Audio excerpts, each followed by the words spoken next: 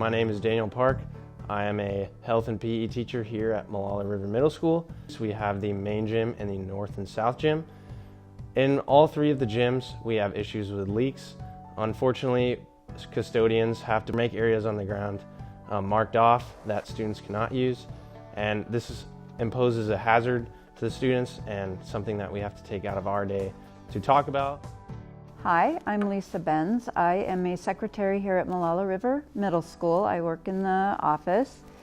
The original building was built in '54, but back in 1975 they did remodel the office.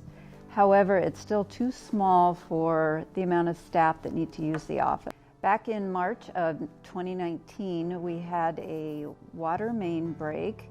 We had to tear up in the front entrance a huge section so that we could fix that water main. And because it was broken and because we have boilers, we had no heat, we had no water, we had to bring in porta potties to use for that week before spring break.